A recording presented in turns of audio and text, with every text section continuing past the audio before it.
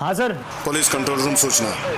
शहर के सभी पेट्रोलिंग पुलिस और टोल नाकों को सूचना दी जाती है कि शहर से जुड़े सभी 5 राज्यों के एंट्री और एग्जिट पॉइंट्स पे किसी भी गाड़ी को बिना चेकिंग के ना अंदर आने दिया जाए और ना बाहर छोड़ा जाए।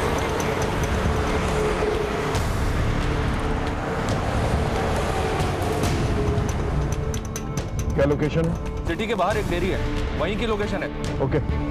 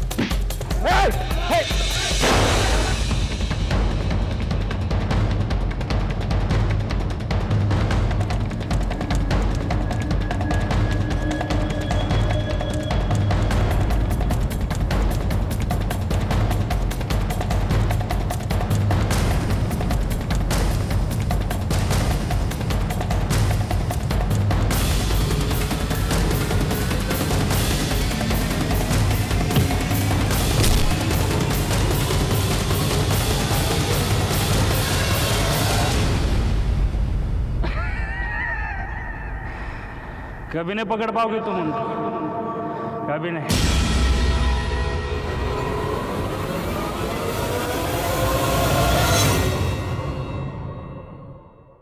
छोटे मोटे अपराध करके कानून की नजर से बच निकलना अपराधी अपराध को एक आदत बना लेते हैं। उन्हें लगता है कि वो कानून को चकमा दे सकते हैं और इसी गलत फहमी में वो एक के बाद एक जुर्म करते चले जाते हैं। आज का ये केस भी कुछ ऐसा ही है जो कभी भी देखा नहीं गया, जो शुरू तो हुआ था छोटे छोटे जुर्म से, लेकिन बढ़ बढ़ के इतना बड़ा अपराध बन गया कि एक महाजाल बन गया। सारे पुलिस डिपार्टमेंट की नींद और चैन हराम हो चुकी थी। साथ ही साथ पुलिस की गरिमा भी दांव पर लगी हुई थी। कई नौकरियां गई, कई तबादले हुए, फिर यह केस मेरे जिम्मे है। इस केस को देखना हमारे लिए बहुत जरूरी है, क्योंकि इस केस में वो दस्तक छिपी है जो हमारी मानसिकता को डिस्क्राइब करती है।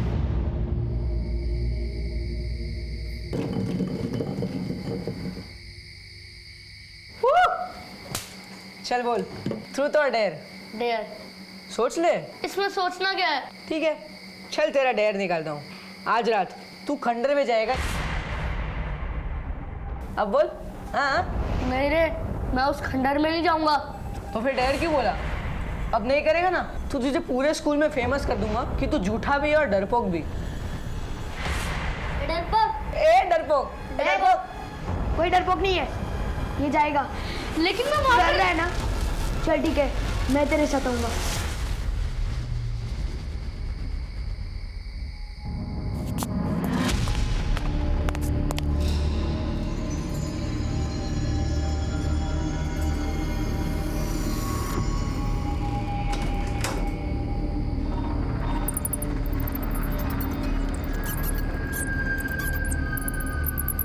आशु, यार बहुत डर लग रहा है। चल लौट चलते हैं, कहीं भूत भूत आ गए तो मुफ्त में हमारे जाएंगे। अबे डरपोक, दिमाग खराब हो गया क्या तेरा? ये भूत भूत कुछ नहीं होते हैं। चल।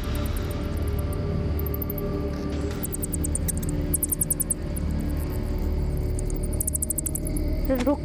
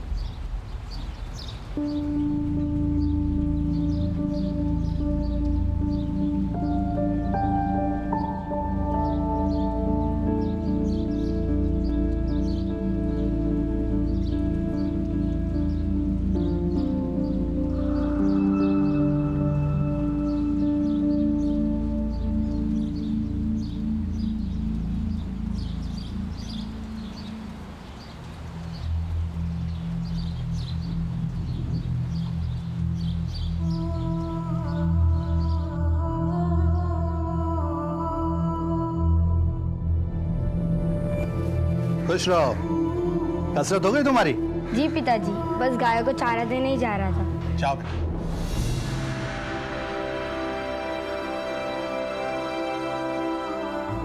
लता, हमारे बेटे में कुछ तो विशेष है। तुम देखना, एक दिन ये हमारा नाम जरूर रोशन करेगा।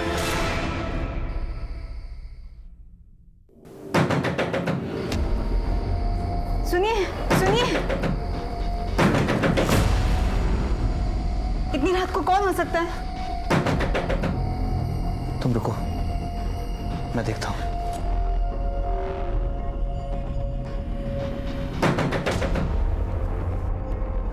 कौन है? कौन है बाहर? शब मैं रामू, आपकी गाड़ी की चाबी देनी थी।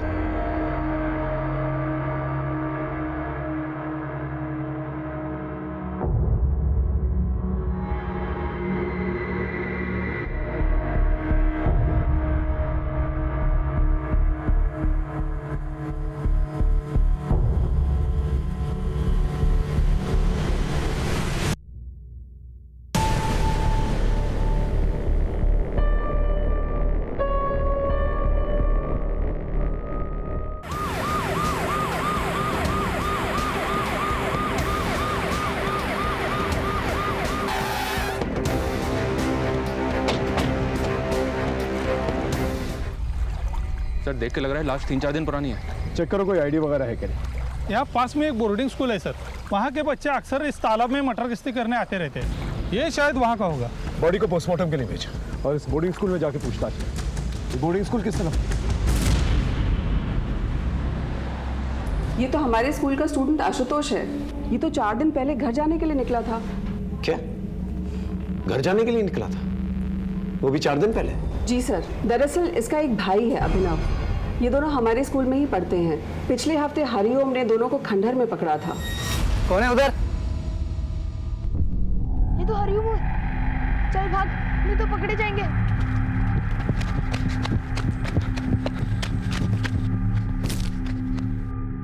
चल चल।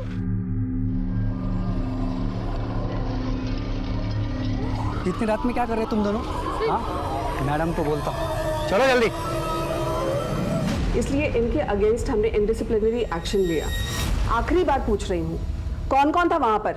उनके नाम बता दो, नहीं तो अभी तुम्हारे पेरेंट्स को बुलाकर तुम दोनों को घर भेज दूंगी।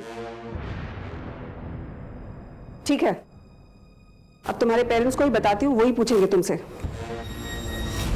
इतना पूछा था सर, बट ना अभिनव ना आशुतोष किसी ने कुछ नहीं बताया। आखिरकार मैंने उनके फादर राकेश अग्रवाल को बुला लिया। अभिनव के पैर में चोट लगी थी तो वो आकर उसे ले गए, पर आशुतोष नहीं गया। बट आप तो कह रही थी वो घर जाने के लिए निकला था ना सर।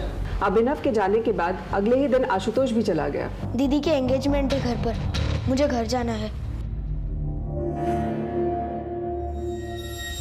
लेकिन जब वो घर नहीं पहुंचा तो उसके घर वालों ने इस बारे में आपसे कोई इंक्वायरी नहीं की?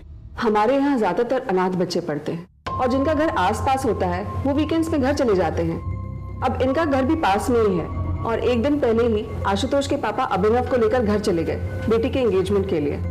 तो जब आशुतोष ने कहा कि दीदी के एंगेजमेंट के लिए मुझे घर जाना है तो मुझे कोई शक ही नहीं हुआ।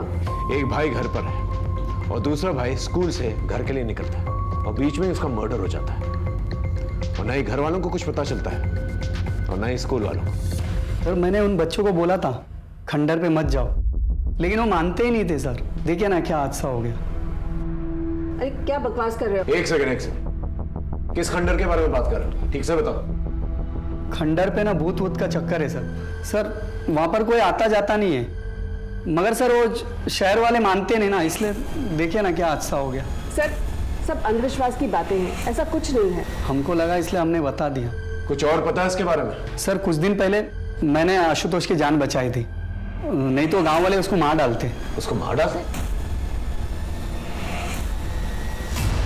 ये क्या कह रहा है? सर आशुतोष बहुत ही शरारती लड़का है, हमेशा स्कूल से बिना बताए गायब हो जाता था। सर अभी कुछ दिन पहले ही गांव वालों ने आशुतोष को पकड़ लिया था, बहुत ही मारा पीटा था उसे। किसने? सर गांव वालों का कहना था कि आशुतोष गांव की लड़कियों को छेड़ रहा था। वो तो सही समय पर आकर किसी ने स्कूल में बता दिया, नहीं तो उसी दिन बात बिगड़ जाती। कौन थे ये लोग जिन्होंने आशुतोष को मारा था? वो पास के कुछ गांव के लोग थे।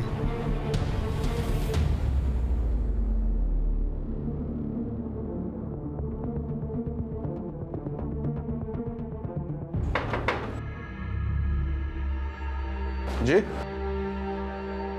राकेश अग्रवाल का घर ही? मैं ही हूँ राकेश अग्रवाल। आशुतोष आपका बेटा? जी हाँ सर, अगर बात क्या है?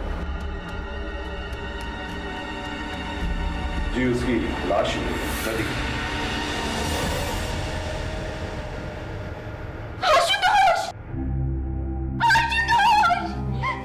क्या हो गया?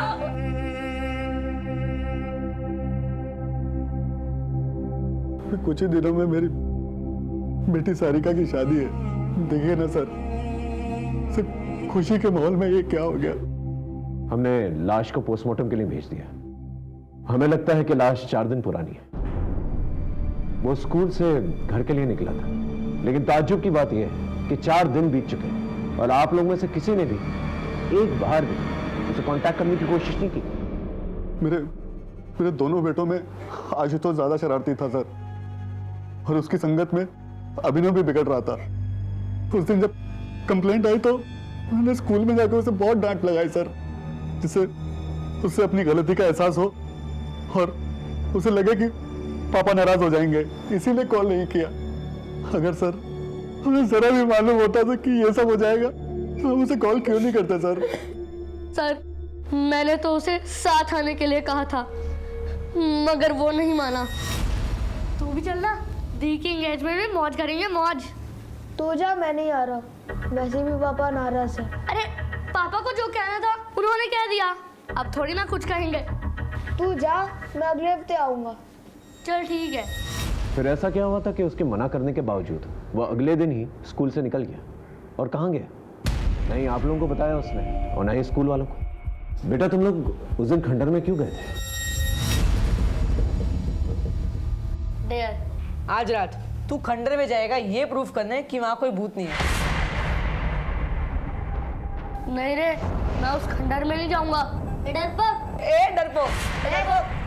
कोई डरपोक नहीं है, ये जाएगा। लेकिन मैं वहां डर रहा है ना? चल ठीक है, मैं तेरे साथ आऊंगा। ये भूत भूत कुछ नहीं होता है। मैंने मना भी किया था उसे, पर लेकर गया वो मुझे, और वहां वो था।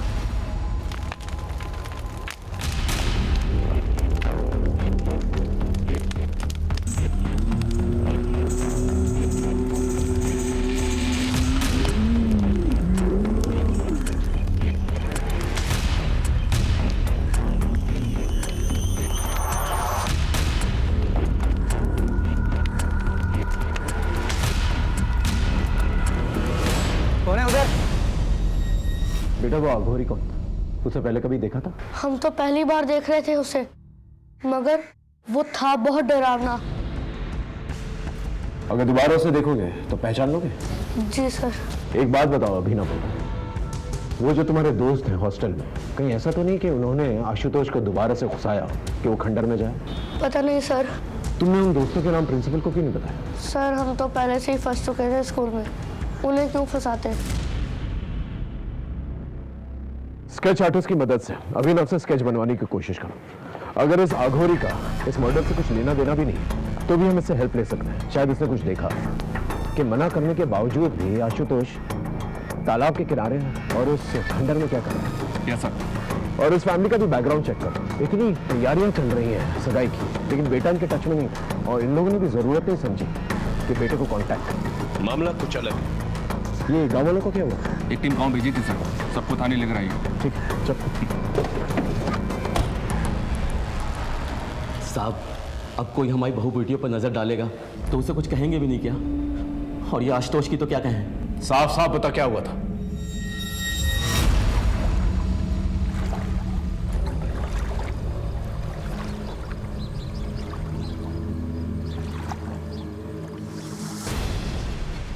साले यहाँ ये सब करने आता है, शर्म नहीं आती तुझे? ए भाई पकड़ो इसको, भागने मत दे। जाओ भाई, क्यों मार रहे हो? ये साला झाड़ियों में छुपकर लड़कियों को देख रहा था। छोड़ दीजिए भैया जी, गलती से आ गए थे, आगे से नहीं आएंगे। साहब उसकी अकल तो उसी दिन ठिकाने लगा देते गांव वाले, मगर वो स्कूल वालों को पता नहीं किसने बता दिया और वो उसको बचा कर ले गए। और उसकी अकल ठिकाने लगाने के चक्कर में जब आशुतोष तुझे मिला अकेला तो हमेशा हमेशा के लिए उसे ठिकाने लगा दिया और उसकी लाश को तालाब में फेंक दिया। क्यों? 2 महीने पुरानी बात का बदला हम लोग अब क्यों लेंगे? जो कुछ होना था इस केस में मामला बड़ा होने के साथ साथ सेंसिटिव भी था, इसलिए हमें बहुत ही समझदारी के साथ, बहुत ही गुप्त तरीके के साथ सब कुछ करना था। हम मुजरिम को चौकन्ना नहीं करना चाहते थे। केस में मुश्किलें बहुत थी, लेकिन हमने भी ठान ली थी। पृथिव्यानि त्रीणि रत्नानि जलमन्नं सुभाषिताम मुद्धे मुद्धे। पृथिव्या त्रीणि रत्नानि जलमन्नं सुभाषितं मुद्दे पाषाण खान्देषु रत्न संज्ञा विधीयते। अरे वाह, अब आप इस श्लोक का अर्थ बताइए। इस श्लोक का अर्थ है कि इस धरती पर सिर्फ 3 प्रकार के रत्न हैं, जल, भोजन और मनुष्य के विचार। बहुत अच्छे, आप ऐसे ही मेहनत करते रहो, एक दिन अपना बहुत बड़ा मुकाम हासिल करोगे।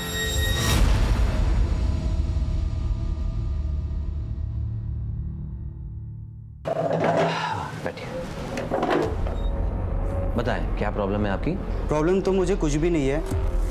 तुमने जो ऑपरेशन किया था ना, उसी के बारे में कुछ बात करनी थी।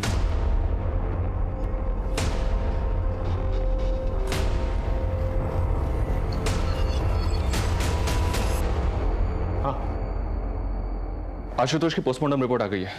उसका लिवर और दोनों किडनीज को निकाला गया है। क्या मतलब organ trade? No sir, postmortem doctor की राय अलग है।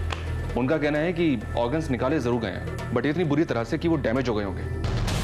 90% चांसेस हैं कि वो किसी के यूज करने लायक रह गए। और उनका कहना ये भी है कि ये किसी प्रोफेशनल डॉक्टर का काम नहीं है। कोई ऐसा करेगा क्यों?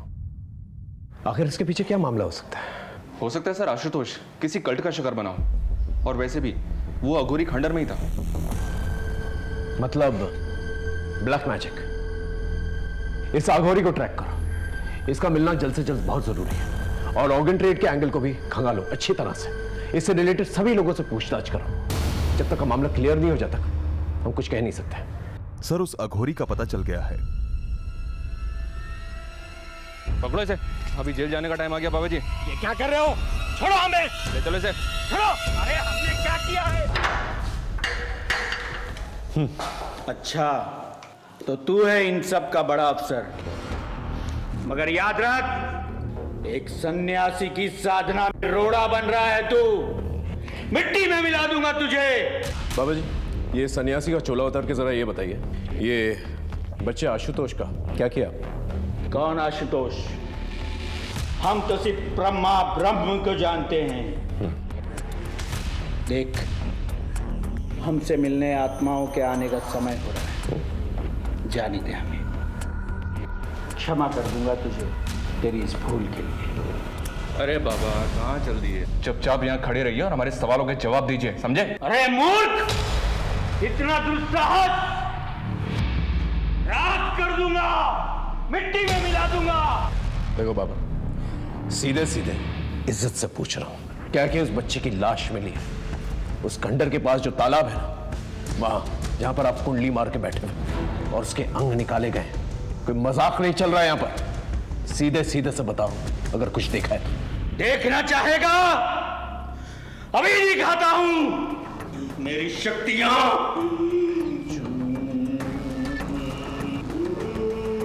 सर, ये बहुत मोटी चमड़ी के होते हैं, ये ऐसे नहीं उगलेगा।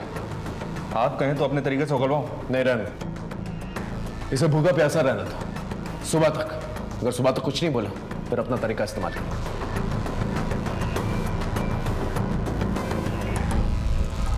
ऑर्गन ट्रेड के एंगल में कुछ मिला? नहीं सर।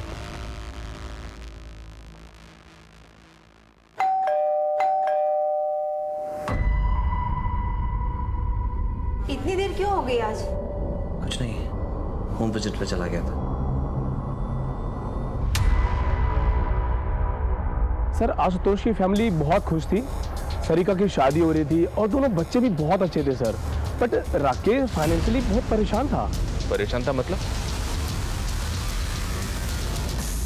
सर, राकेश की फाइनेंशियल कंडीशन खराब थी, लेकिन अपनी बेटी की शादी में उसने दिल खोल के खर्च करने का मन बनाया था। अपने पड़ोसी से 5 लाख रुपए उधार भी मांगे थे, पर लिए नहीं। लेकिन इस सब का आशुतोष के मर्डर से क्या कनेक्शन? सर, हो भी सकता है। वो क्या है, मैंने उसकी फाइनेंशियल कंडीशन चेक की तो मुझे ये मिला। इसी वजह से उसने 5 लाख रुपए उधार नहीं लिए थे पड़ोसी से।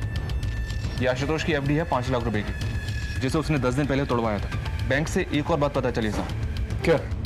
इसे उसने पहले भी तोड़वाने की कोशिश की थी, लेकिन तब वो ऐसा नहीं कर पाया था। लेकिन क्यों?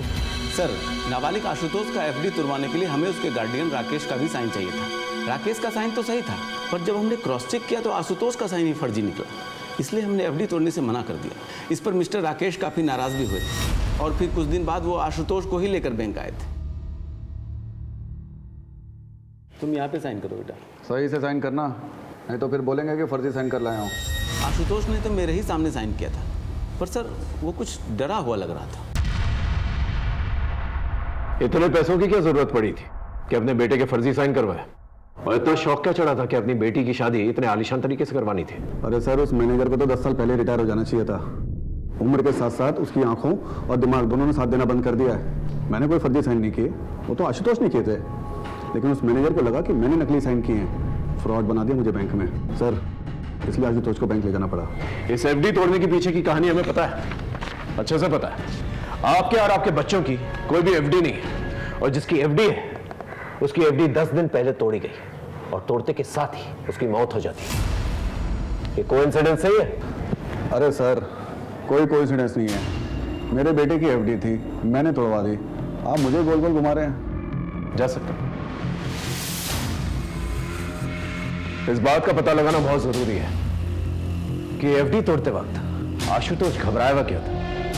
जरूर उसकी घबराहट के पीछे कोई ना कोई राज है। Okay sir. क्या हुआ? क्यों बुलाया था पुलिस ने? कुछ पूछना था। पापा, कुछ पता चला आशुतोष के साथ किसने किया ऐसा? अभी नहीं। देखो बेटा, जो हो गया सो हो गया। तुम्हारी शादी को कब तक टालेंगे हम? आज भी तुम्हारे ससुराल वालों का फोन आया था। अब आगे बढ़ने का वक्त है, तुम्हारा भी और अभिनव का भी।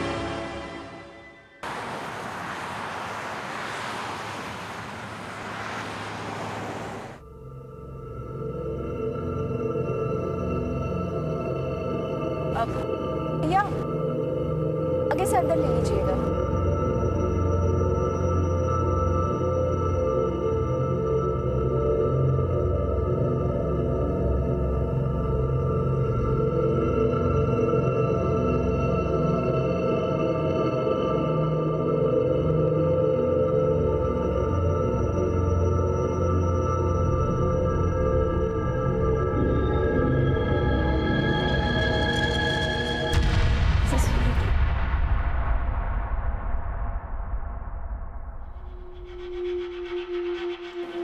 एक्सक्यूज मी, क्या मैं जान सकती हूँ रोहिणी मुझे कहाँ मिलेगी? जी आपको?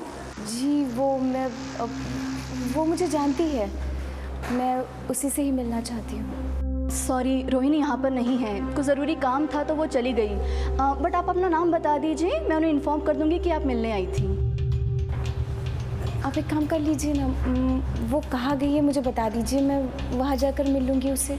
सॉरी मैम, वो हम आपको नहीं बता सकते। आप अपना मुझे नाम बता दीजिए, वो जैसे ही आएंगे हम इन्फॉर्म कर देंगे।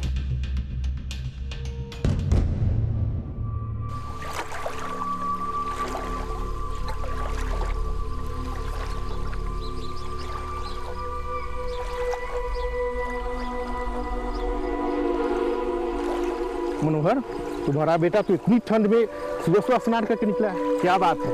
मनोहर, तुम्हारा बेटा तो बहुत तेजस्वी है। राम राम राम राम राम। अरे पापी, तुमने मेरा धर्म भ्रष्ट कर दिया, अपने उतरन का पानी सुबह सुबह मुझ पर डाल दिया। हमको माफ कर दीजिए। क्या बे नरेश, दिखता नहीं है? हम लोग इधर बैठे हुए हैं, तू अपने कपड़े का उतरन का पानी डाल रहा है। माफ कर दीजिए काका। छोड़ो, मुझे बात के लिए क्यों मार रहे हो? तुम इसको इतनी सी बात बोलते हो? इस पापी ने मेरा धर्म भ्रष्ट कर दिया है। घर से मैं स्नान करके निकला था, पूजा पाठ करना है मुझे, और तुम इसका पक्ष क्यों ले रहे हो? क्या तुम्हें अपने गांव की मर्यादा और परंपराओं का कोई ख्याल नहीं है? मुझे गांव की मर्यादा और परंपराओं का ख्याल है, मगर आप किसी इंसान का जाति धर्म देख के उसकी जान तो नहीं लेंगे। अगर नरेश के छूने से आपका धर्म भ्रष्ट हो जाता है तो मुझे इतना कमजोर धर्म नहीं चाहिए।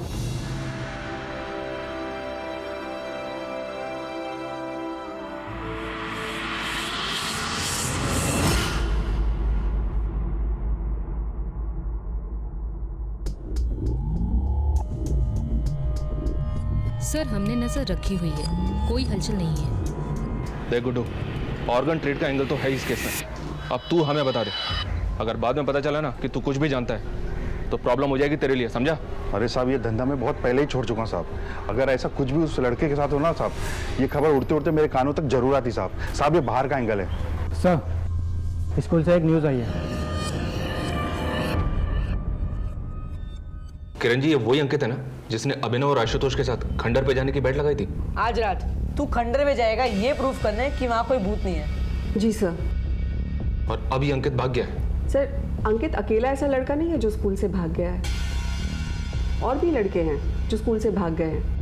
असल में जिस माहौल में ये पैदा होते हैं, पलते हैं, उन्हें स्कूल की पढ़ाई अनुशासन जेल जैसी लगती है। मतलब? सर, 60% बच्चे हमारे यहाँ अनाथ हैं, और अंकित भी अनाथ ही था। ये 3 साल पहले हमारे यहाँ किसी NGO के थ्रू आया था। ये कोइंसिडेंस नहीं हो सकता कि पहले बैट लगी, फिर आशुतोष पकड़ा गया, उसके बाद उसका मर्डर हुआ और अभी अंकित भाग गया। कोइंसिडेंस है कि नहीं ये तो नहीं पता, पर अंकित और आशुतोष एक बार पकड़े गए थे। किस लिए? किसका फोन है ये? मैडम, वो मैच आ रहा था, इसलिए मैंने अंकित से फ़ोन ले लिया। मुझे नहीं मालूम था कि इसमें ऐसी सब फिल्म्स पड़ी होगी। झूठ बोल रहे हैं मैम, वो गंदी फिल्म देखने के लिए उसने ही मुझसे फोन लिया था। ये फोन और ये फिल्म कहाँ से आई तुम दोनों के पास? पड़ा हुआ मिला था। ऐसी चीजें तुम दोनों को ही कैसे मिल जाती है, बाकी बच्चों को नहीं मिलती है? कल से हर रोज 1 महीने तक पूरे ग्राउंड के चक्कर मारोगे तुम दोनों। चलो जाओ यहाँ से। अंकित ये सब भी करता था स्कूल में? अब वो सड़क में पैदा हुआ है, गुंडे मवालियों के बीच में पला बढ़ा है, ऐसे काम नहीं करेगा तो और क्या करेगा? अगर मोबाइल स्कूल में अलाउड ही नहीं था तो जाहिर सी बात है वो स्कूल के बाहर किसी के साथ टच में था। अच्छा, आपके पास अंकित का वो मोबाइल है जो किसी ने उसे दिया था? अगर है तो प्लीज दीजिए। अंकित की सारी डिटेल्स हमें चाहिए, वो कहां से आया था और यहां पर आने से पहले वो किन लोगों के साथ रहता था। इस केस में कई सिरे थे जो उलझे हुए थे, लेकिन हम अपनी पूरी ताकत के साथ, पूरी मुस्तैदी के साथ इन सारे सिरों को अच्छी तरह से टटोल रहे थे। जैसा मैंने पहले भी कहा था, मुजरिमों के बढ़ते हौसलों के साथ साथ उनके कनेक्शंस और उनके नेटवर्क्स भी बढ़ जाते हैं, लेकिन हम कड़ी से कड़ी जोड़ते गए और सारे सबूत इकट्ठा करते गए। हमें भी इस बात का पूरा अंदाजा था कि हमारा सामना एक बहुत ही पेशेवर और एक बहुत ही बड़े मुजरिम के साथ था।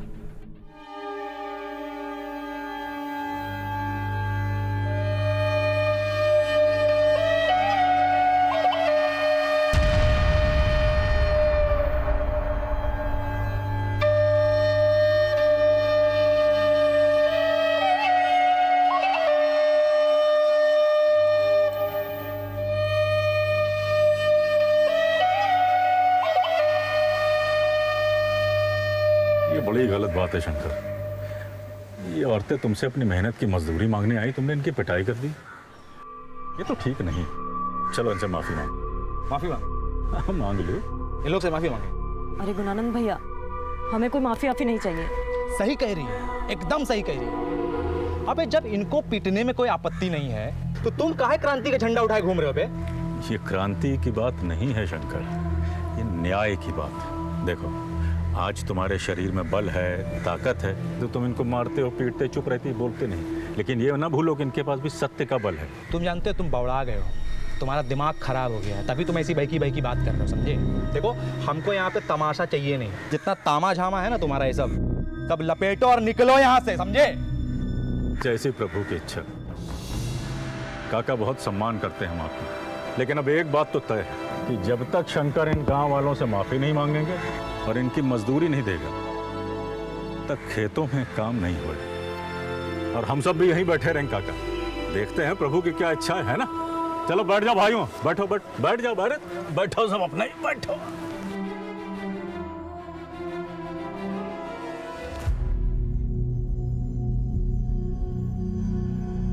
गुणानंद, छोड़ो, जाने दो। शंकर से गलती हो गई, आगे से ऐसा नहीं करे। तुम मुझसे सब अपनी मजदूरी ले लो, ये मजदूरी ले लो। धन्यवाद।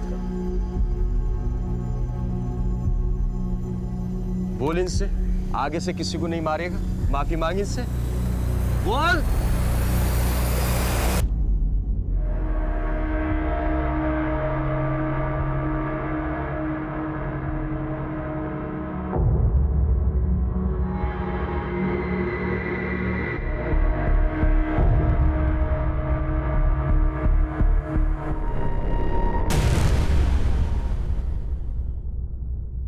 3 बार लेना। हाँ, ध्यान रखा करो। कौन हो तुम लोग? अंदर कैसे आगे तुम लोग? कंपाउंडर, ये क्या कर रहे हो तुम?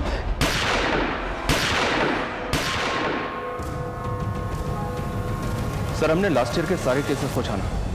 इनमें से 12 केसेस हमारे मतलब के हैं, जिनमें विक्टिम की उम्र 14 से 18 साल के बीच है। 7 लड़के और 5 लड़कियां। 7 लड़कों में से 5 लड़कों के ऑर्गन निकाले गए हैं, जबकि सभी लड़कियों के रेप किए गए। 2 लड़कियां तो ऐसी हैं सर जिनके ऑर्गन्स भी गायब थे।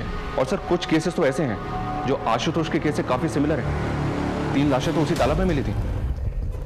और सर ये ऑर्गन वाली बॉडी, ये बिल्कुल आशुतोष की बॉडी की तरह ऑपरेट की गई है। ऑर्गन्स को निकालने का तरीका इतना ब्रूटल था कि चांसेस कम है कि ऑर्गन को बॉडी से निकालने के बाद उनका कुछ यूज हो पाया। ब्लैक मैजिक का कोई कनेक्शन? सर कुछ बॉडीज पर मार्किंग मिली थी, ऑलमोस्ट आधी बॉडीज को दागा गया था, लेकिन 2 लाशें ऐसी थी जिन पर कोई मार्किंग नहीं थी। लेकिन एक बात है सर, ऑर्गन को बॉडी से निकाला तो गया है, जैसे कि आशुतोष की बॉडी से निकाला गया था। इतने सिमिलर केसेस और किसी ने ध्यान तक नहीं दिया। इनमें से किसी की पहचान हुई है?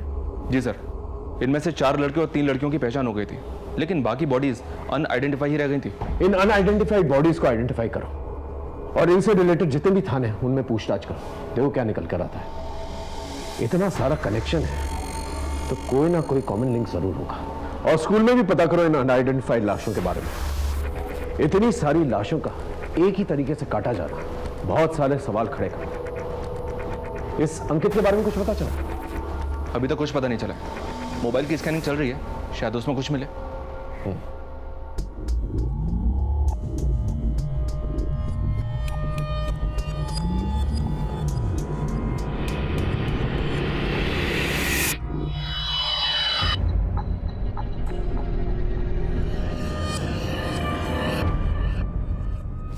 सर, आप लड़कों के बारे में क्रॉस चेक कर रहे थे, वो तो ठीक है, पर ये लड़कियां, हमारा बॉयज स्कूल है।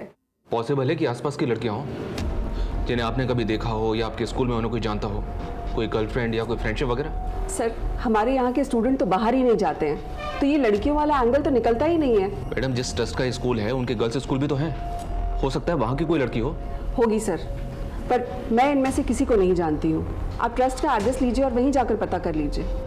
सर, आप इस तरह से अपनी इन्वेस्टिगेशन में बार बार स्कूल को लेकर आ रहे हैं, स्कूल की रेपुटेशन पे असर पड़ रहा है। सर, इनमें से कोई भी लड़का या लड़की हमारे किसी भी स्कूल या इंस्टीट्यूट से रिलेटेड नहीं है। हाँ, जो बच्चे हमारे स्कूल से भागे हैं, ये उनकी मिसिंग रिपोर्ट है, जो हमने पुलिस में भी लिखवाई हुई है। उसके बाद उनके साथ क्या हुआ ये हमें भी नहीं पता। हमें स्कूल से भागे हुए हर बच्चे की डिटेल चाहिए। वो यहाँ पर आने से पहले किसके साथ थे, कहाँ रहते थे। जी सर। बेबी बस 2 मिनट, बेबी 2 मिनट, बस 2 मिनट, बेबी 2 मिनट, बस 2 मिनट में सब्जी तैयार, फिर बेबी खाना खाएगा। चलो बेबी, बस बस बस, चलो। चलो देखिए कौन है, कौन है, कौन है, कौन है, देखो कौन है, कौन है, कौन है, देखो देखो देखो देखो कौन है। ओ मम्मा आई है। ओ जी बेटा, क्या हुआ मेरे बच्चा?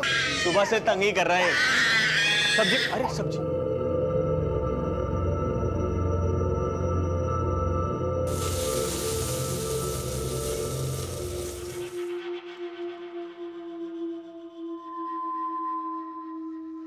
गौतम, तुम्हें मेरी वजह से क्या क्या सहना पड़ रहा है?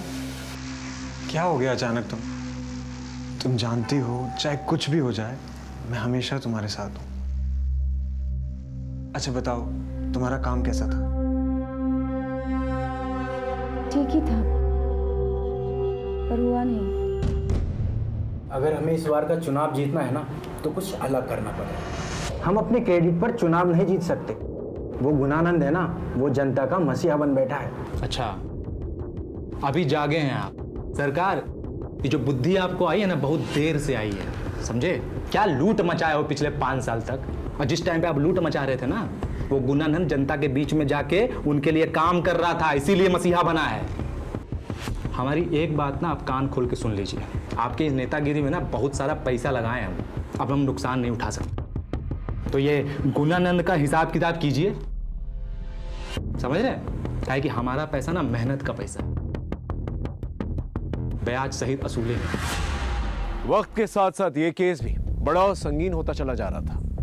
नए नए खौफनाक और खतरनाक मामले रोशनी में आ रहे थे, क्योंकि लोगों में डर का माहौल बना हुआ था, इसलिए कोई भी खुलकर सामने नहीं आना चाहता था। लेकिन कोई ना कोई, कहीं ना कहीं पहल जरूर करता है। इस केस में अपराध के खिलाफ मोर्चा खोलने वालों की, आवाज उठाने वालों की जितनी सराहना की जाए उतनी कम है, क्योंकि इसी के जरिए इस अपराध का महाजाल हम काट सकते थे। सलाम साहब, बोल। एक खबर लाओ आशुतोष के बाप के बारे में। क्या खबर? सर आजकल कुछ ज़्यादा ही भगवान को मानने लगे। तो इसमें खबर जैसा क्या? आप ही तो जादू टोने का एंगल ढूंढ रहे थे ना, इसलिए सोचा बता दूं। आप तो जानते हो छोटी मोटी बात के लिए आपको डिस्टर्ब नहीं करता। तो बड़ी बात बताना। आशुतोष और उसके बाप के रिश्ते के बारे में। सर एहतियात के तौर पर आदमियों को जब डिटेल्स निकालने के लिए कहा था तब इस फैमिली के बारे में ये बात पता चली, जिसे बहुत ही खूबसूरती से लोगों ने छिपा के रखा हुआ। आजकल बहुत पूजा पाठ करवा रहे हैं। हाँ, तो इसमें गलत क्या है? घर की शांति के लिए करवा रहे हैं। लेकिन हमें तो पता चला है कि ये सब कुछ आजकल में शुरू किया आपने। अचानक से इस तब्दीली की वजह जान सकता हूँ? मेरा बेटा मरा है। आपका नहीं, आपके बड़े भाई का। आशुतोष आपका बेटा नहीं था, ये बात आपने हमसे छुपाई। वो मेरे बड़े भाई का बेटा था, लेकिन मेरे बेटे जैसा ही था। बड़े भाई की मौत के वक्त वो 2 साल का था, तब से पाला है उसे। छुपाने जैसा क्या है?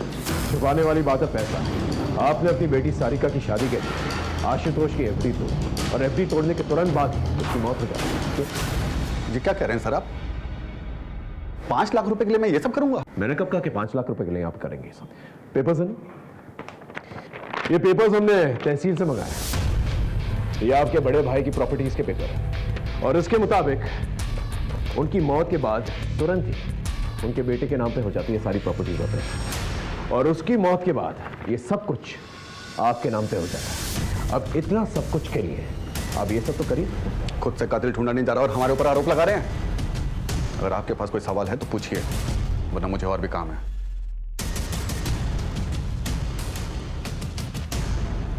इस आदमी के बारे में पता कर लो, जरूर कुछ ना कुछ छुपा रहा है। और जितने भी बाबा और पंडित हैं उन सबको राउंड अप करो, पता करो कौन सी पूजा पाठ करवा रहा है। कहीं ये जादू टोना तो नहीं करवा? पता करते हैं सर। चल।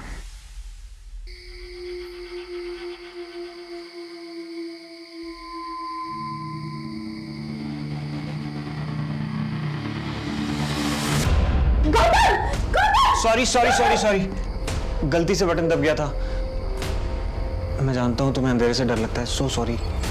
कोई बात नहीं। एक्चुअली सॉरी तो मुझे कहना चाहिए था। फोबिया मुझे है और खामखा तुम्हें तकलीफ में डाल रही हूँ। मैं जानता हूँ तुम्हारा दर्द, तुम्हारे मन में बहुत कुछ चल रहा है, पर तुम किसी से शेयर नहीं करना चाहती। पर मैं हूं ना तुम्हारे साथ।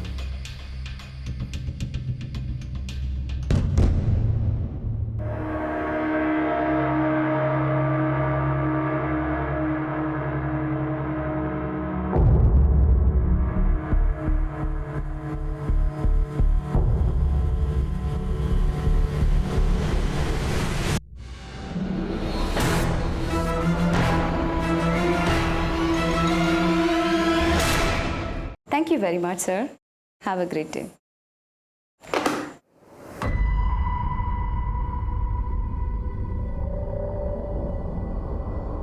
शोनम, हाँ मैं लंच के लिए बाहर जा रही हूँ। अच्छा, आधा घंटा लग जाएगा फिर भी मुझे। तब तक कि तुम रिसेप्शन संभाल लेना, ठीक है?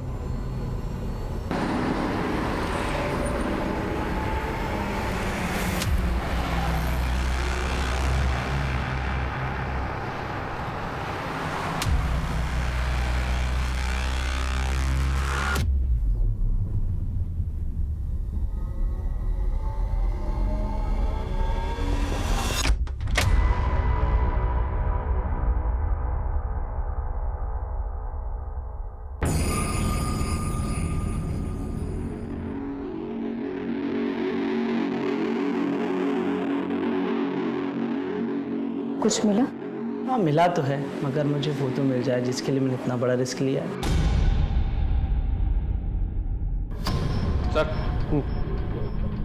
सर टोटल मिली 12 लाशों में से 5 लाशों की पहचान नहीं हो पाई है, लेकिन जिन 7 लाशों की पहचान उनके घर वालों ने की थी उन सबको बुलाकर हमने उनका बैकग्राउंड चेक किया, तो सबके अंदर एक कॉमन लिंक निकलकर सामने आया है। क्या है कॉमन लिंक?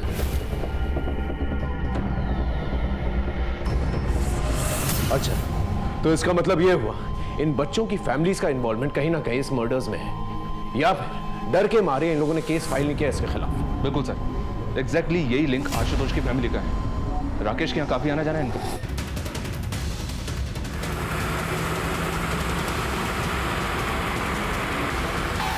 वहां जाके चेक करो, देखो क्या मिलता है। बस प्रशांत अंदर देखो, वहां जाओ।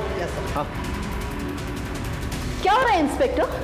आप लोग ऐसे कैसे प्रेमाइस के अंदर घुस आए? देखिए मैम, हमें प्लीज अपना काम करने दीजिए, आपको जल्दी पता चल जाएगा। Okay sir. हाँ बच्चे, कुछ पता चला? अंदर कुछ भी सस्पिशियस नहीं मिला।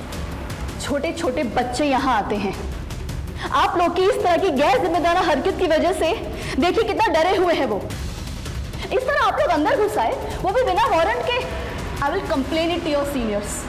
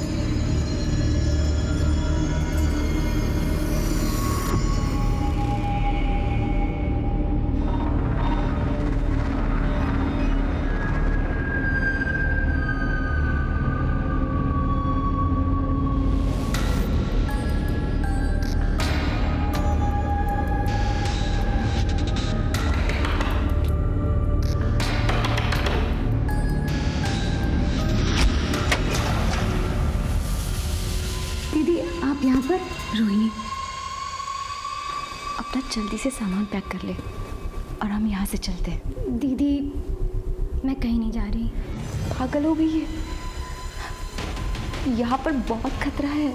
अगर किसी ने हम दोनों को साथ में देख लिया ना, तो बहुत बड़ी प्रॉब्लम में फंस जाएंगे हम लोग। तुझे मुझ पर भरोसा है ना? तो चलो मेरे साथ, मैं सब समझाती हूँ रोहिणी। प्लीज़ रोहिणी।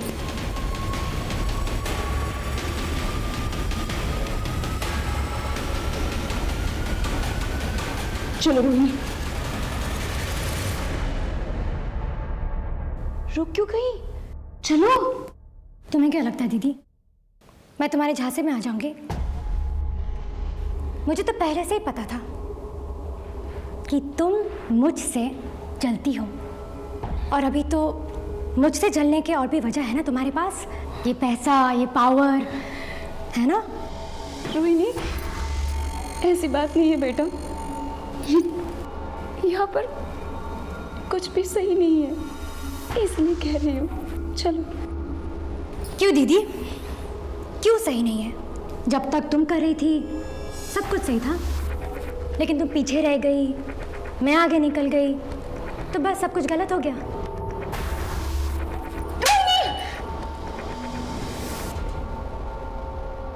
दीदी, बचाओ! कोई है वहाँ पर? रोहिणी, बचाओ मुझे! चुप हो जाओ! कोई है वहाँ पर? बचाओ मुझे! कोई आ जाएगा! कोई है! बचाओ मुझे! रोहिणी, चुप हो जाओ!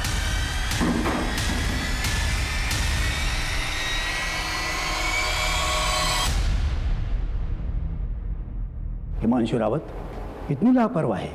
पुलिस डिपार्टमेंट में काम करते हो तो क्या पुलिस के रूल्स रेगुलेशन फॉलो नहीं करोगे? तुम जानते भी हो कितना केओस हो सकता था अगर पब्लिक को इस रेड के बारे में पता चलता।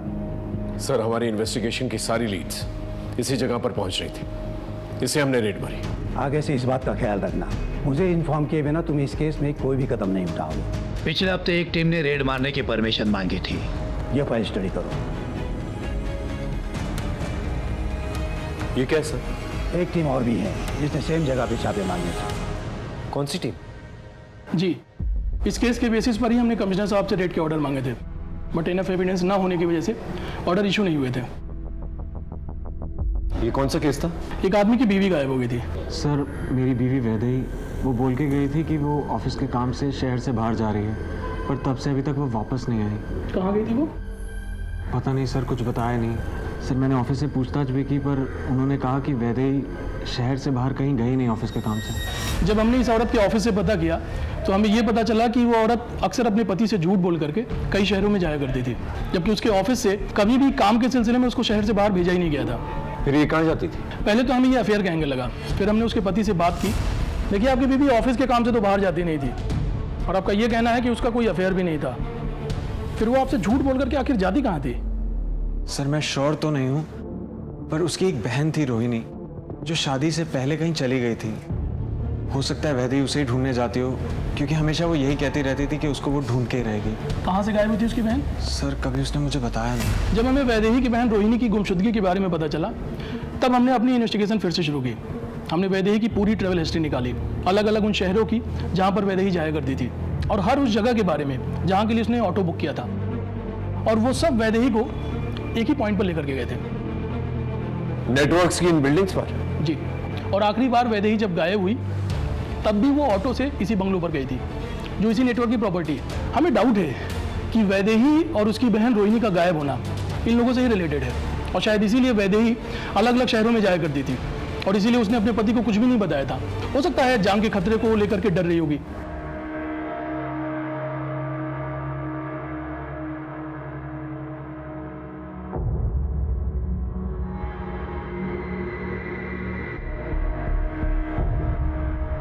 बाबा की जय हो।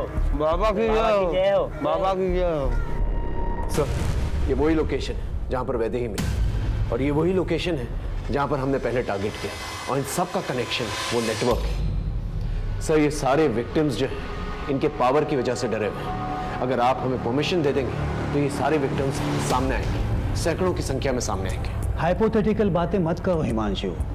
ऐसा करेंगे तो वैसा होगा, वैसा करेंगे तो ऐसा होगा। थोड़ा प्रैक्टिकल सोचो। शक करने की वजह हमारे पास बहुत हैं, लेकिन क्या हमारे पास पुख्ता सबूत हैं? कोई चश्मदीद गवाह हैं? देखो, पिछली बार भी तुमने रेड मारी थी, क्या मिला? इस बार भी अगर हम फेल हो गए, रिजल्ट 0 आ गया, तो संभालना बहुत मुश्किल होगा हिमांशु। सर, ऐसा दोबारा नहीं होगा। I promise I will not fail you. ऐसा मत सोचो कि मैं तुम्हें काम करने नहीं दे रहा हूँ, इसलिए मैं ये कहूँगा कि तुम कोई पुख्ता सबूत ढूंढ दो, कोई चश्मदीद गवाह ढूंढ दो, तब मैं इस ऑर्डर पे साइन करूँगा। सिर्फ शक के बेसिस पर इतना बड़ा रिस्क मैं नहीं ले सकता। हमने पूरी एड़ी चोटी का जोर लगा दिया था, लेकिन फिर भी अपराधी को पकड़ने में हम नाकामयाब रहे। अब हलचल बढ़ गई थी।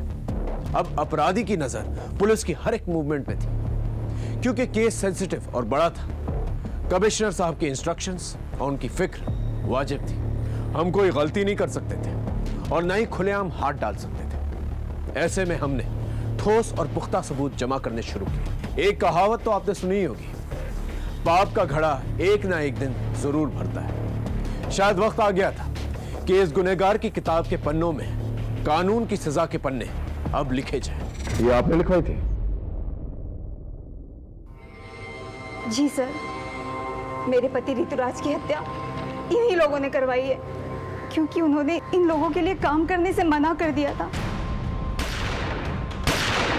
वो लोग इतने बड़े हैं कि पुलिस कुछ नहीं कर पाई। न शूटर मिला, न इंसाफ हुआ।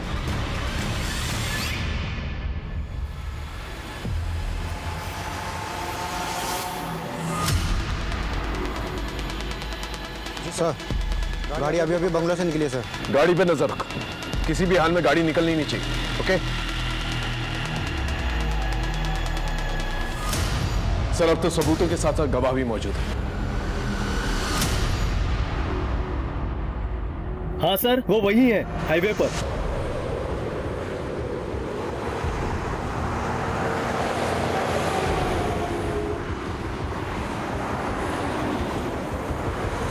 सर, वो रही गाड़ी। पीछा करो उसका और कंट्रोल रूम में इन्फॉर्म कर। सभी जगह नाकाबंदी करवाओ, ये गाड़ी निकलनी नहीं चाहिए।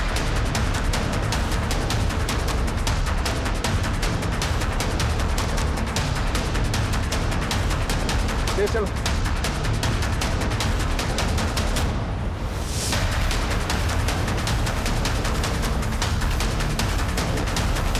उस तरफ से लेके वो टेक करो।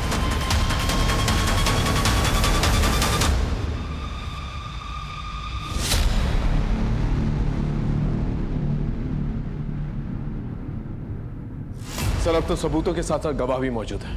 हमारी टीम्स रेडी है, बस आपके ऑर्डर्स की जरूरत है। देखो मैडम, आप पीछे तो नहीं हटेगी? नहीं सर, उस आदमी को मैं सलाखों के पीछे देखना चाहती हूँ और उसके लिए मैं कुछ भी करूंगी। सर हम जितनी देर लगाएंगे वो इतनी दूर चला जाएगा, प्लीज।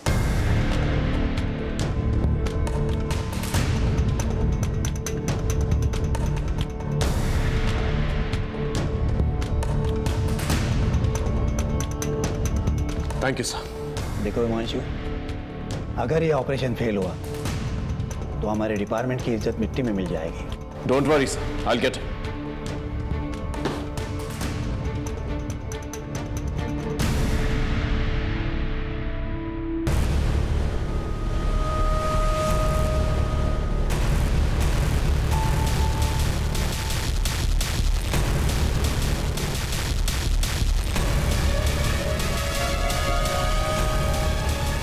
लगता है हमारे बेटे में कुछ तो विशेष है। एक दिन ये हमारा नाम जरूर रोशन करेगा।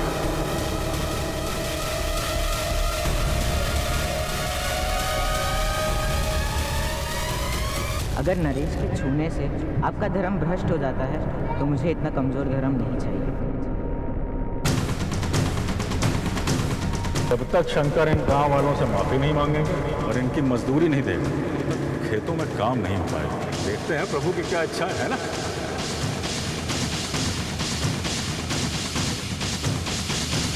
ब्रेकिंग न्यूज, अभी तक की सबसे बड़ी खबर ये है कि गुणानंद स्वामी को पुलिस ने राज्य के हाईवे से गिरफ्तार कर लिया है। गुणानंद की गिरफ्तारी के बाद उनके भक्तों में काफी आक्रोश देखा जा रहा है। कई जगहों पर तोड़फोड़ और आगजनी की वारदातें भी हुई हैं। छोड़ेंगे नहीं, आग लगा देंगे घर को।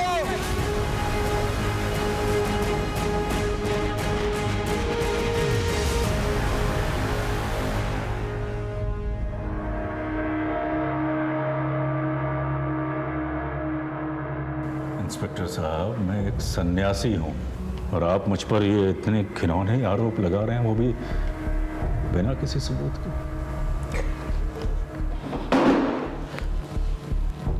हमारे पास तेरे खिलाफ सबूत भी है और चश्मदीद गवाह भी है। कितने बड़े अफसर हैं आप, फिर ऐसी नादानों जैसी बातें क्यों कर रहे हैं? किसी ने कुछ ऊट पटांग कह दिया और आप हमको यहाँ इस कारावास में ले आए कैद करके। जो प्रभु की इच्छा, हमें आपसे कोई शिकायत नहीं।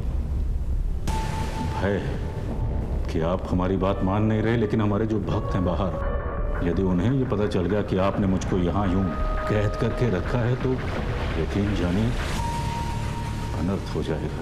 धमकी दे रहा है, दंगे करवाएगा, फसाद करवाएगा। अरे मैं कैसे फसाद करवाऊंगा? मैं तो यहाँ आप लोगों की कैद में हूं ना, कारावास में।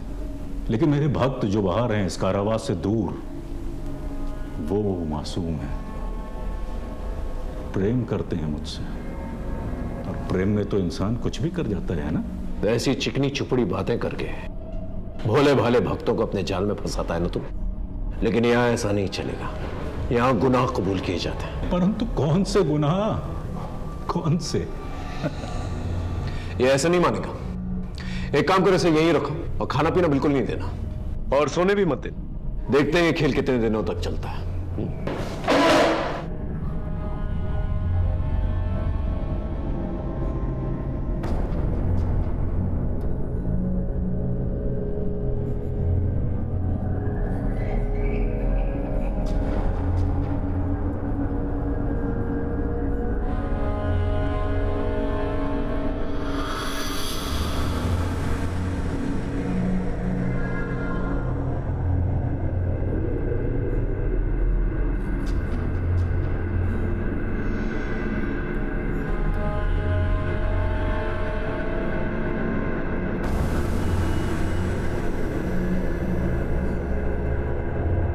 सर, हाँ, आपका फॉर्मूला काम कर गया, बोलने को तैयार हो गया है। हर इंसान को उसके तरीके से हैंडल करना पड़ता है। चल।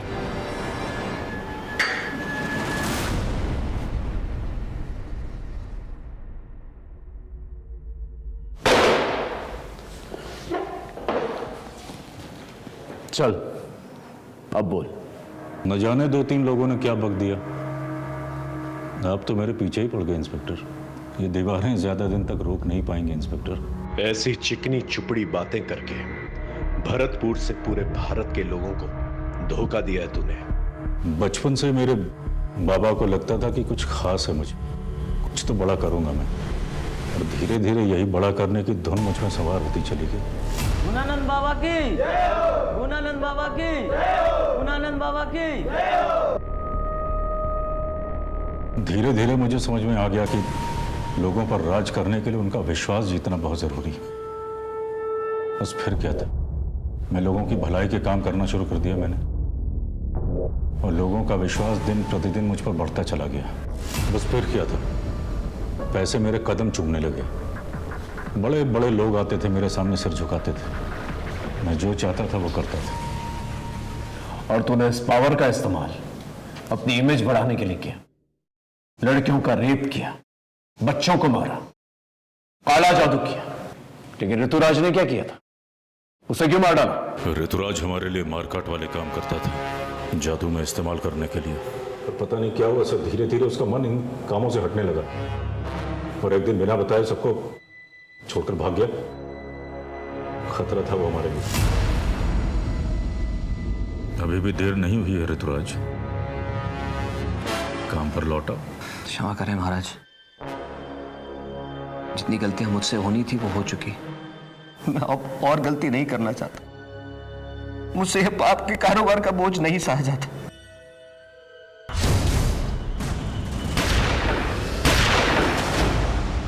वैदेही कहाँ है?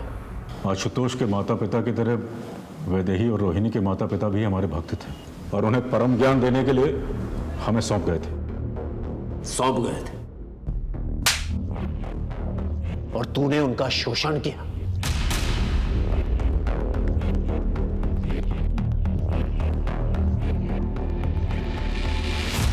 वैदेही कभी भी सहज नहीं थी आश्रम में, लेकिन रोहिणी पूरी तरीके से काबू में थी हमारे।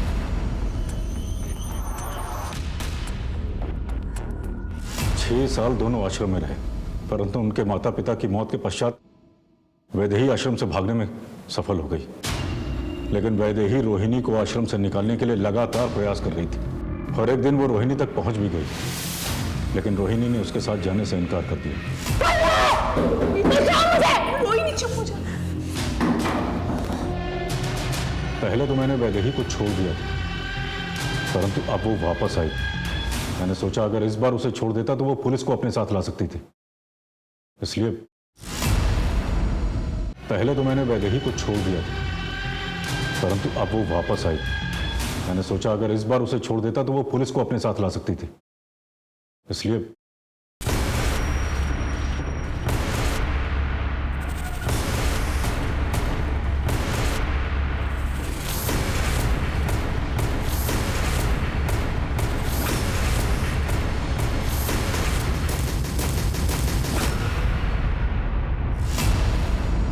तू तो ज्यादातर अनाथ बच्चों को मारता था, फिर आशुतोष को क्यों मारा?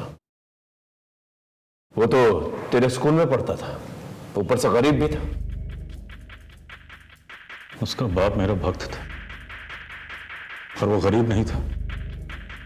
बाद में मुझे पता चला कि उसके बाप के पास पैसे भी थे और जमीन भी, और वो दोनों मुझे चाहिए थे। इसलिए मौका मिलते ही मैंने उसके बाप को अपने झांसे में ले लिया। दोनों लड़कों ने अघोरी की बुलाई हुई आत्माओं को भगा दिया है महाराज। अघोरी की तपस्या भंग होने की वजह से आत्माएं इनके बेटों पर हावी हो गई हैं। कुछ कीजिए महाराज, कुछ कीजिए। देखो, तुम्हारे दोनों बेटों ने गलती तो की है, जिस वजह से आज उन दोनों की जान खतरे में है। हम ज्यादा से ज्यादा किसी एक बेटे की जान बचा सकते हैं। एक बेटे की बलि तो तुमको देनी ही पड़ेगी। अभिनव की जान बचाने के लिए उसने आशुतोष को बलि के लिए चुना। पूजा के नाम पे हमने उससे 3 लाख रुपए लिए और उसकी बलि चढ़ा दी। और अंकित ने क्या किया था? उसे क्यों गायब किया? उसने आशुतोष की बलि चढ़ाते हुए देख लिया।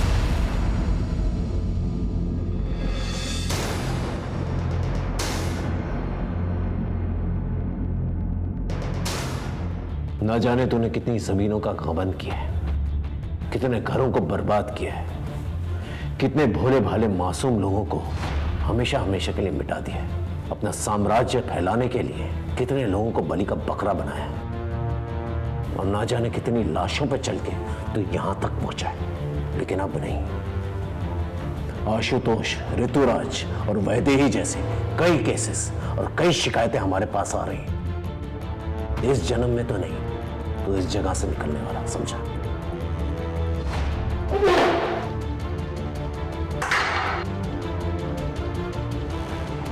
आज दुनिया के हर एक कोने में ऐसे बाबा हैं जो आध्यात्मिक होने के साथ साथ बड़े बड़े और अच्छे अच्छे काम करते हैं, और लोग भी आंख बंद करके उन पर विश्वास करते हैं।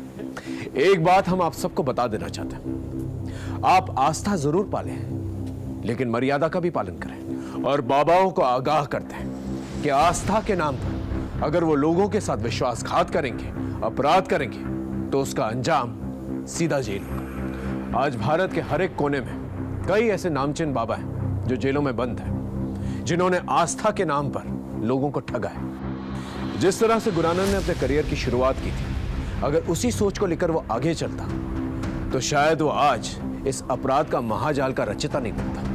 हम इन बाबाओं को ताकतवर बनाते हैं, और इस ताकत और भरोसे का ये लोग नाजायज फायदा उठाते हैं। और फिर ना ही सिर्फ ये लोग अपना नाम खराब करते हैं, बल्कि अपना अंजाम भी खराब करते हैं। हर दस्तक को पहचाने और याद रखिए, धर्म के खिलाफ काम करने वाला कभी धार्मिक नहीं हो सकता। इसी के साथ मैं आपसे विदा लेता हूं, फिर मिलेंगे एक नए केस के साथ। तब तक देखते रहिए क्राइम पेट्रोल दस्तक, क्योंकि मकसद बताना नहीं, बचाना है। जय हिंद।